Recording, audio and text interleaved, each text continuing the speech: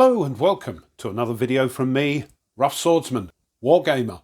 It's an open the box and it's an unboxing of a game that I've steered away from in the past, even though it's a bit of a classic, but I've changed my mind because of something that will help me play this solo.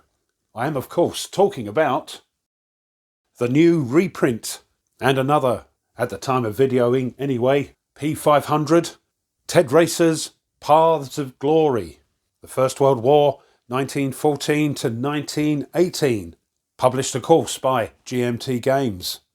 So what's all this about? They called it the Great War. In over 4 years of titanic struggle, Imperial Europe tore itself to pieces. The bloody battles fought in the trenches of the Western Front, the icy plains of Poland, the mountains of the Balkans, and the deserts of Arabia shaped the world we know today.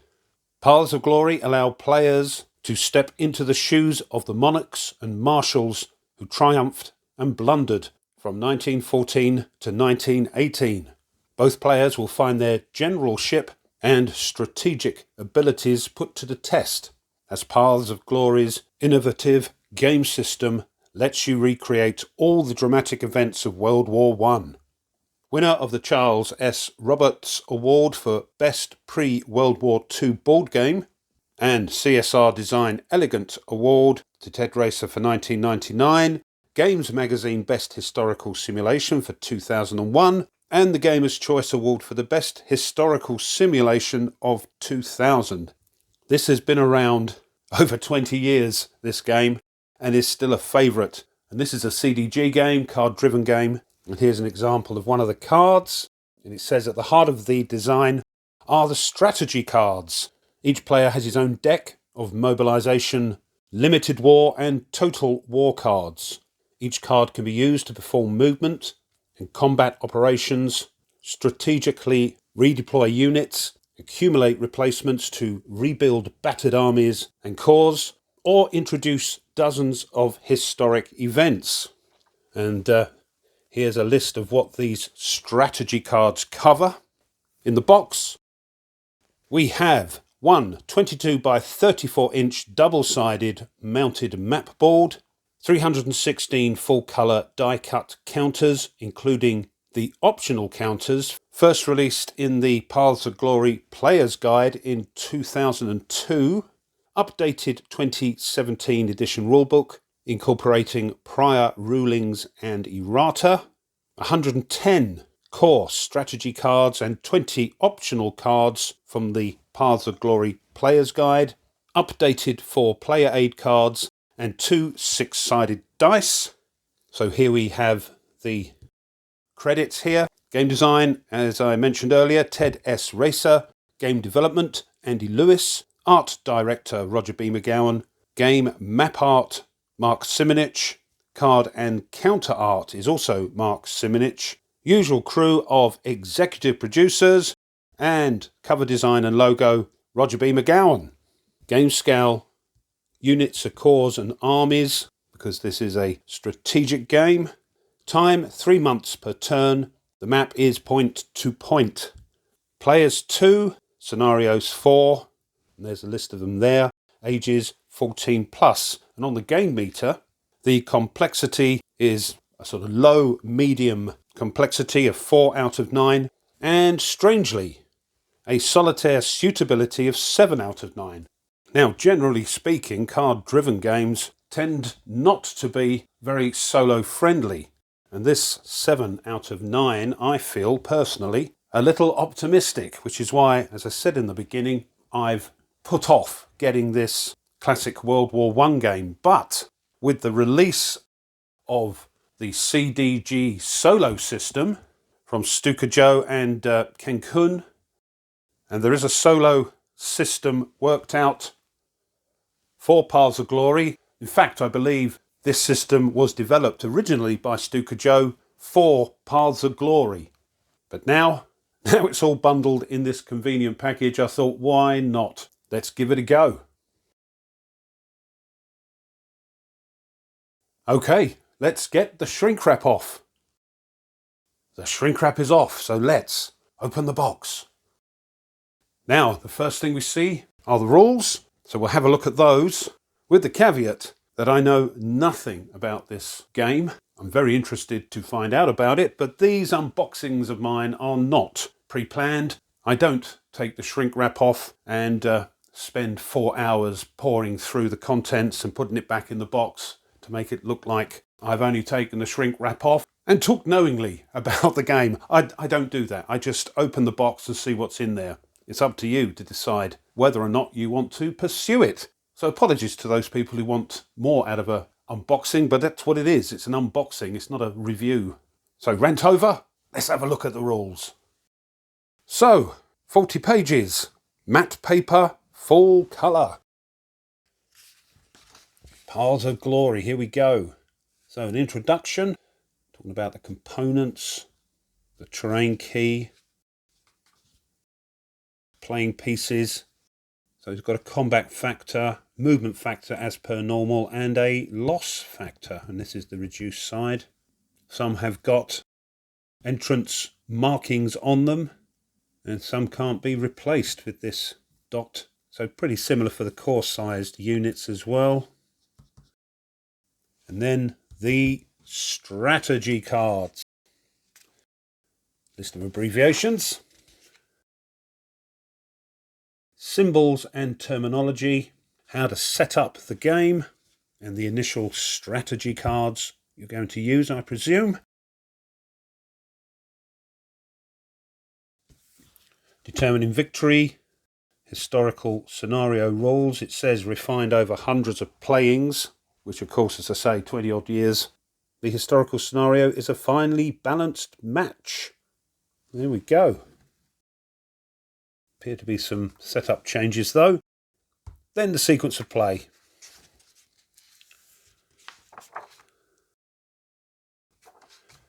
Mandated offences, action phase, strategy cards again. And as I say, I haven't read through this. This is all new to me. Stacking and movement rules. And then combat.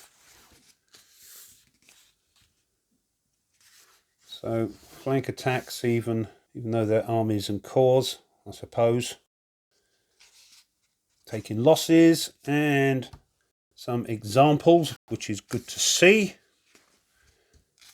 So a bit on combat, as you would think. Strategic redeployment. Supply and faults. So sieges and besieging goes on. War and peace. Oh, I see. Depending on cards that you have, determines the level of the war between peace and total war. Replacements. Card notes. That's handy, explaining what all the cards actually mean. And then design notes. So originally the map was hex and counter, but changed to the point-to-point to make it easier for supply and terrain rules. So order of battle, what ifs, they're always handy to read. War status, victory conditions, and a dedication. Extended example of play. That's really good. As I say, this is a completely new game. I know nothing about how it all works.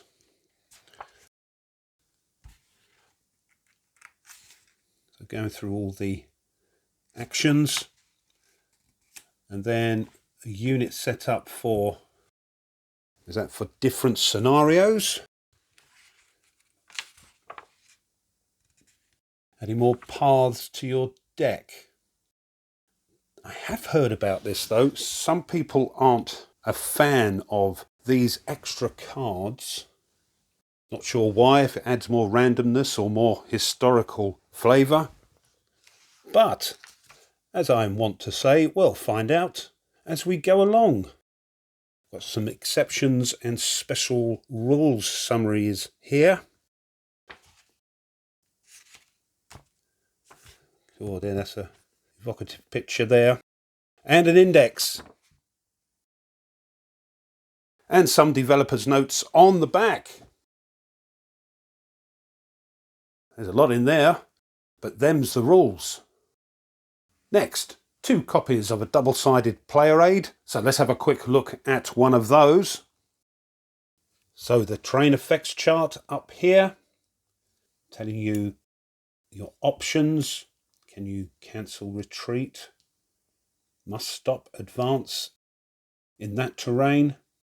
Whether or not you can do a flank attack. Here we've got the Corps and Army fire tables. Little sequence of play down here. And peace terms tables. And on the other side, we have the replacement cost table, victory point table, and some 1914 special rules. Next, we have 1 copy of this double-sided war status track player aid. So I'm not sure if we write stuff down or put a counter or something there. Well, we'll find out. But it lists the events between mobilization, limited war, and total war. And on the other side, the victory points track. Now, I'm not sure if you're supposed to photocopy these, but anyway, we'll find that out. And lastly, a single-sided reinforcements card for the Central Powers and the Allied Powers. And depending which stage you're at, it looks like, depends on what type of reinforcements one gets. Next, we've got out of the box 2 counter sheets. By the looks of it, this has a very small counter amount to represent the whole of the First World War. But here's the first sheet. On the thicker brown core, and we've got the Army's 5/8, I think they are, and some of the admin counters, whereas the cores are represented by the good old half-inch. And here's the other side. And the second counter sheet is mainly admin. We've got, I think these are forts, trenches, and some more core counters. And oh look, influenza. So of course disease was a problem. And the other side, there we are, that's the 2 counter sheets. Next out of the box we've got the mounted map, but we'll have a look at that properly a bit later on. There are some plastic bags and 2d6. And the last thing out of the box are 2 bricks of cards. So let's have a look at those. So here's the deck for the Central Powers. And you can see, I'm not going to show you them all, because I actually don't know what most of this means at the moment, but they're headed mobilization, which we've seen before, and then limited war,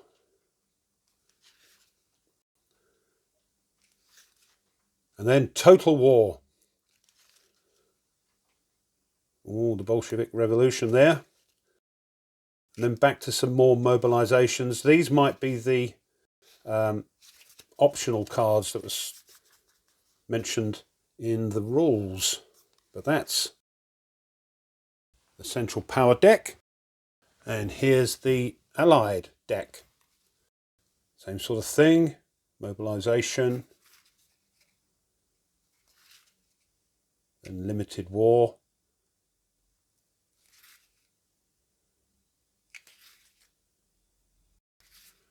Total war. Everyone into battle. And then some more possibly optional cards at the back. There we are. Right, let's have a look at that map. So here is the map. And as always, I can't quite get it all in, but there we are. And this is double-sided because on this side, I believe we have the updated map with darker colours and more defined borders, while on the other side is the original map, which we'll have a look at in a moment. But as you can see, point to point, We'll have a close-up and a whiz round the outside where all the tracks are in a moment. But it looks very nice. Not sure about this 1950s looking font. But there we go.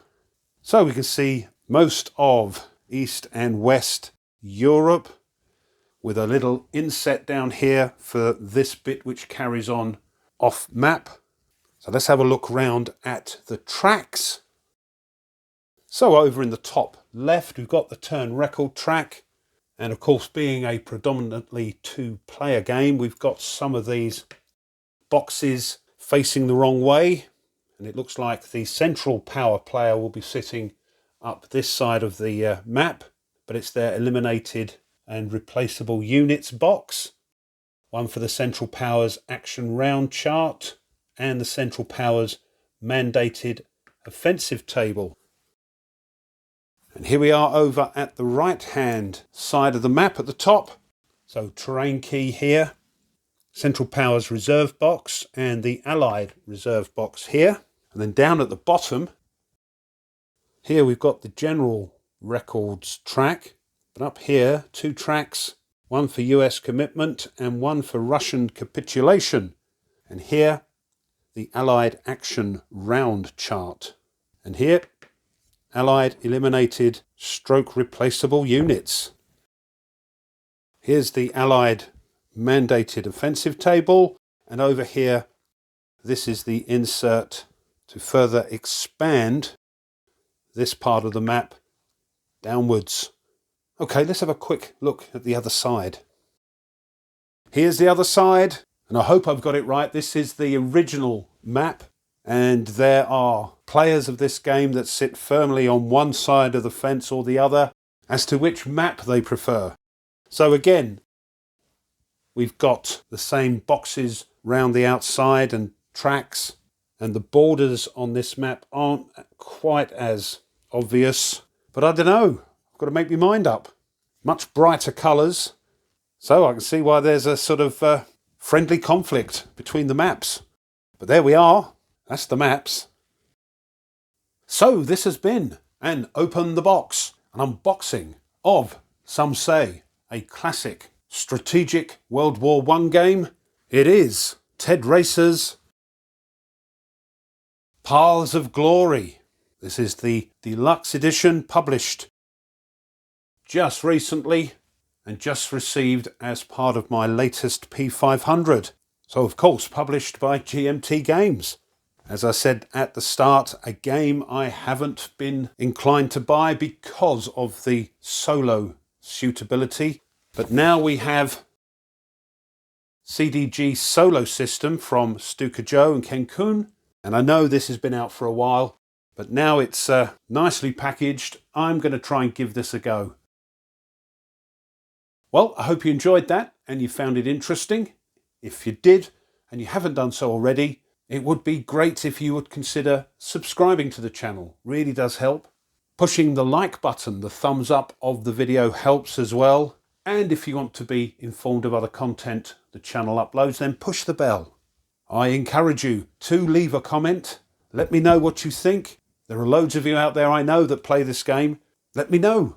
What do you think? And have you tried the CDG Solo System with it? And does it make for a happy solo experience? Let me know because I love to read them. Thanks as always to my subscribers. Thank you so much. And just before I go, if you wish to support the channel a little bit further, well, now you can. You can buy the channel a coffee and a link for that will be in the description.